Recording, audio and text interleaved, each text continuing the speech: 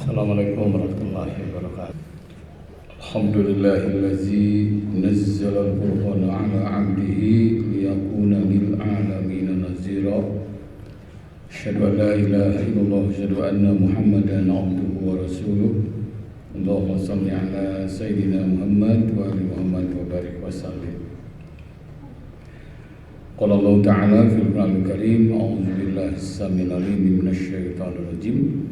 Wa hadza kitabun anzalnahu mubarakun fattabi'uhu wattaqu la'allakum turhamun. Qala Rasulullah sallallahu alaihi wasallam, Allah wa antum muqimuna bil ijabah. Wa qala aidan al-jama'atu rahmah wal furqatu azabun fa inna syaitana ma'al wahid. Ayyuhal hadirun ittaqullaha haqqa tuqatih wa la tamutunna illa wa antum muslimun. Hadirin, syukur kepada Allah Subhanahu wa taala, dengan rahmatnya kita bisa memakmurkan masjid yang kita cintai bersama.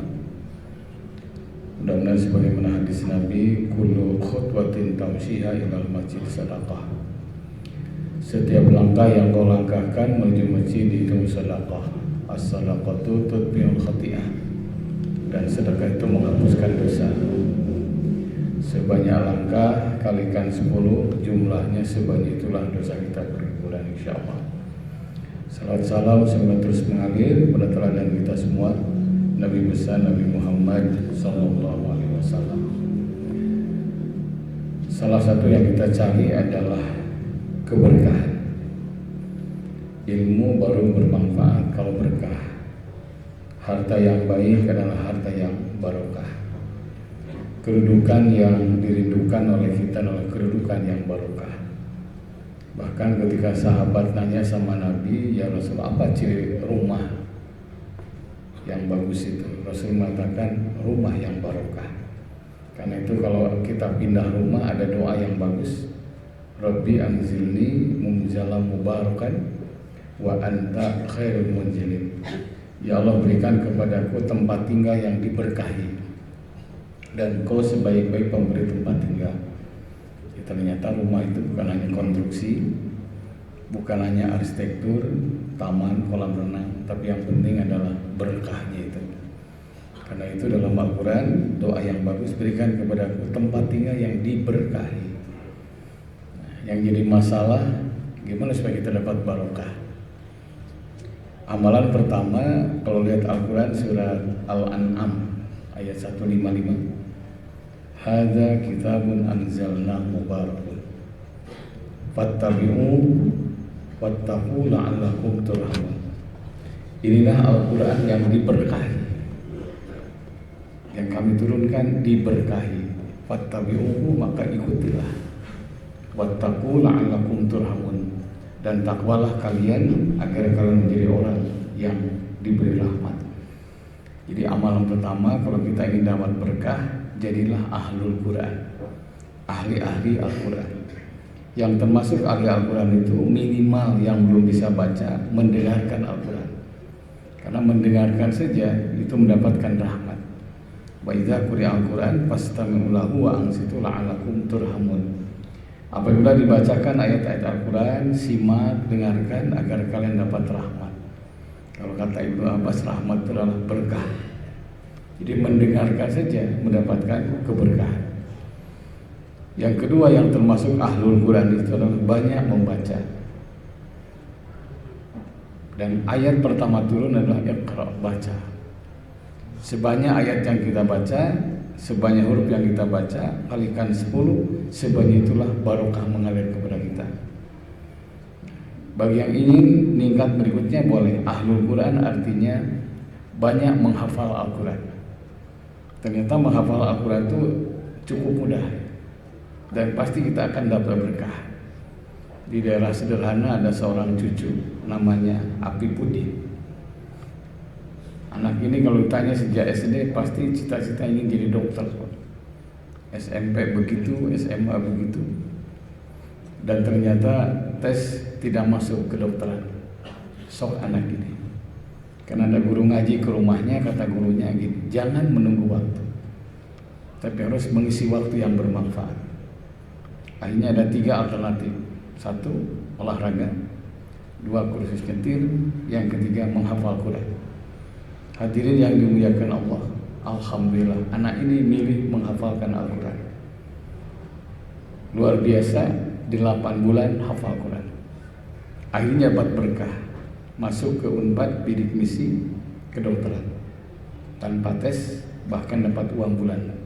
Inilah berkah. Karena itu kalau kita ingin berkah, jadikan Al-Quran sebagai bacaan pertama dan utama.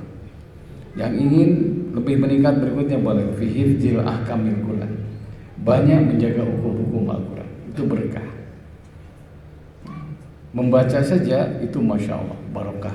Dan 114 surah, 6.000 sekian huruf, itu kalau kita baca mendatangkan berkah. Ada berkah surat An-Nisa, ada berkah surah Yasin, ada berkah surat Al-Baqarah, dan surat-surat yang lain. Bentuk berkah itu 1, junudul lam tarawha, bantuan di luar jangkauan akal manusia.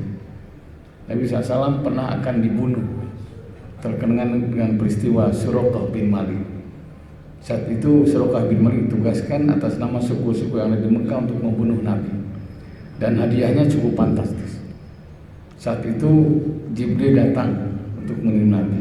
Mungkin bahasa saya, ya Muhammad, tinggalkan tempat ini, kau akan dibunuh. Gimana caranya? Tawarkan kepada sahabatmu siapa yang berani tidur di kamarnya, pahalanya surga, taruhannya nyawa. Dikumpulkan semua sahabat, semua tidak sanggup kecuali Ali bin Abi Thalib. Satu, Ali bin Abi Thalib tidur di kamar Nabi. Dalam Al-Quran, wa minan nasi may yashri nafsahu tiga mardatillah fasawfa nuti ajran azima. Di antara manusia ada yang mengorbankan jiwanya demi cinta kepada Allah dan Rasulnya, dan Allah sangat mencintai orang tersebut. Begitu Nabi akan meninggalkan tempat itu, ternyata rumah Nabi sudah dipagar oleh orang-orang kafir. Tidak ada pasukan khusus yang ngawal Nabi. Apa yang dilakukan oleh Nabi saat itu? Membuka barokah, membaca Al-Quran. Ada riwayat surat Yasin ayat 9. Wa ja'alna min baini aydihim saddan fa aghshaynahum fa hum la yubsirun. Ngambil pasir dilemparkan kepada wajah orang-orang kafir. Apa yang terjadi? Barokah datang. Orang kafir tertidur semuanya, dan Nabi selamat menuju rumah Sayyidina Abu Bakar As-Siddiq.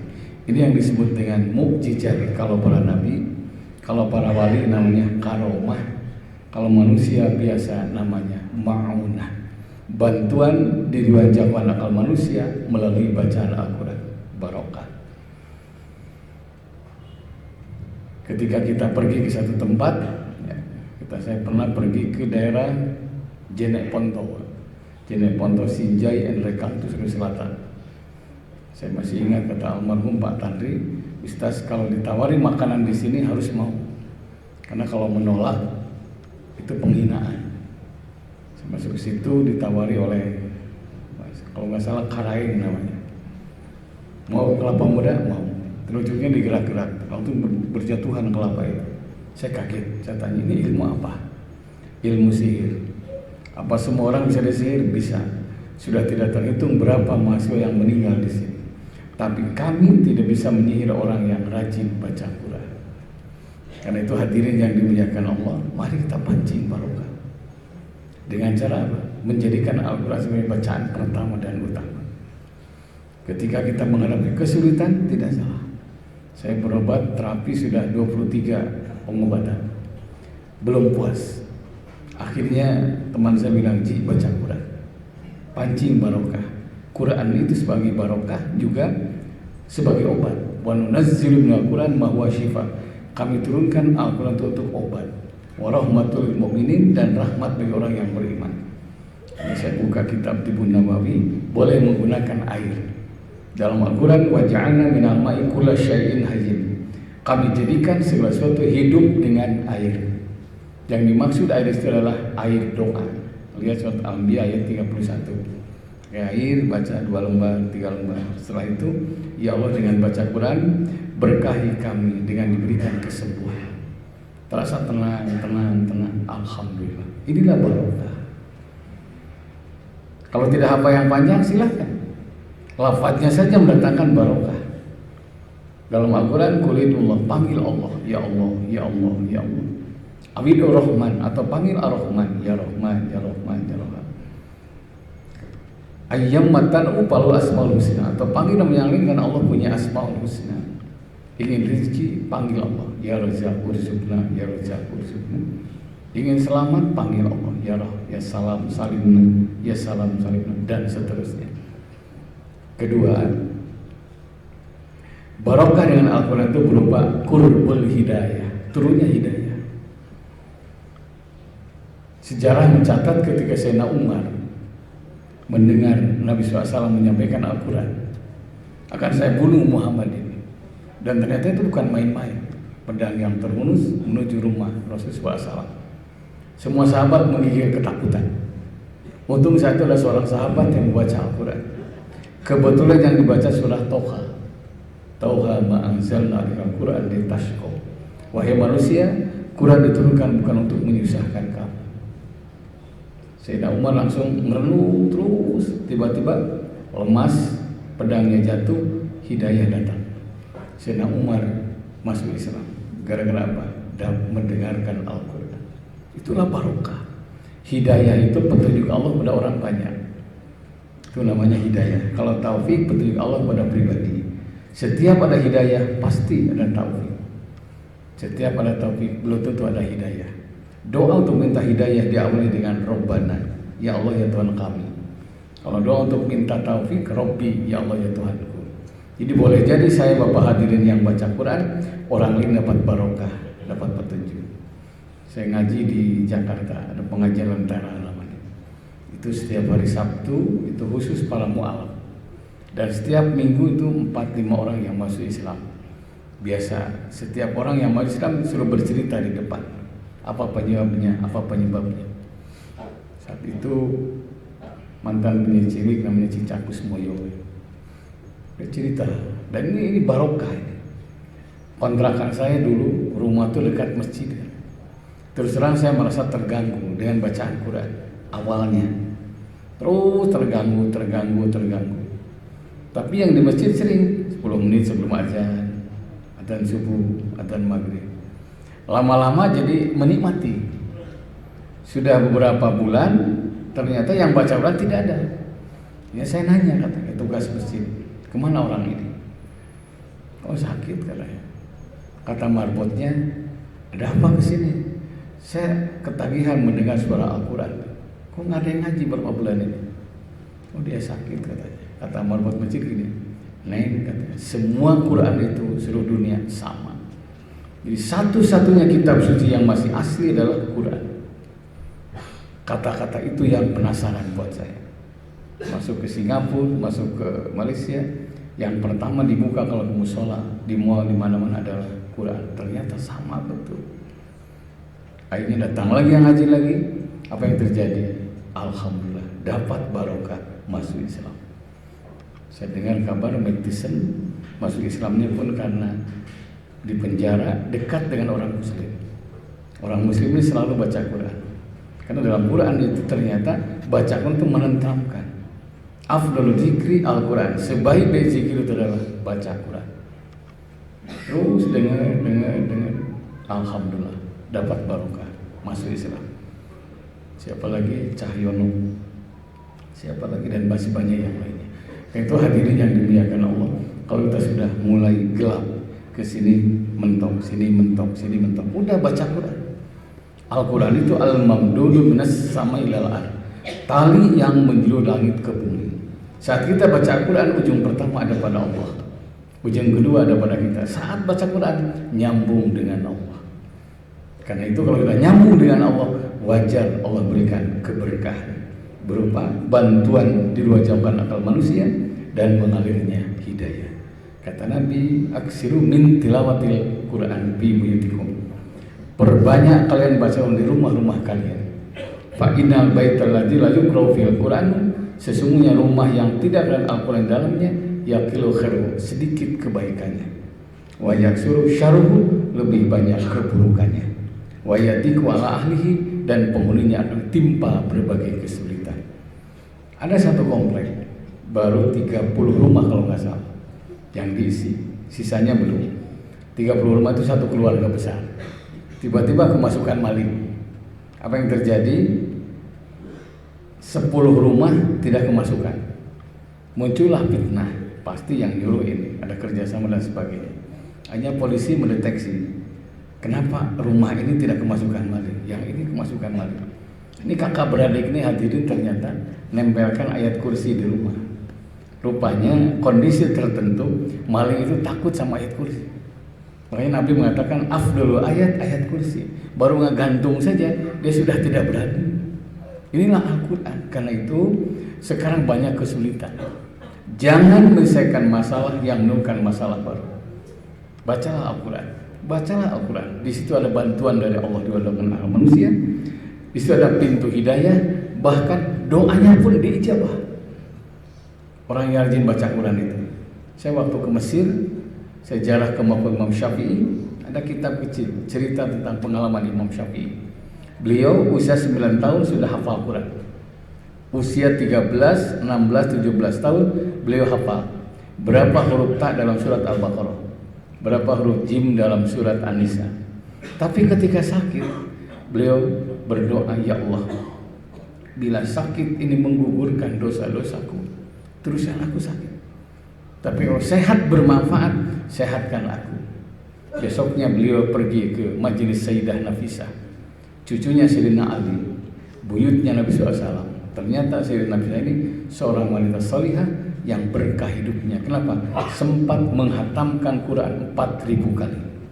Kata Imam Syafi'i, kalau kau minta doa, mintalah doa kepada orang yang sering menghatamkan Al-Quran. Ada satu pengusaha yang luar biasa, kalau ada rezeki itu langsung ngumpul 30 orang, satu orang satu juz. Dalam waktu 2 jam khatam Quran. Dan ternyata Ustaz, berkah perusahaan kami. Mudah-mudahan yang sudah rutin baca Al-Quran, teruskan itu, karena keberkahan ada di situ. Di situ ada bantuan dari Allah, dan itu akan dibuka pintu-pintu hidayah. Barakallahu li wa lakum bil ayatil hakim, innahu huwal ghafurur rahim.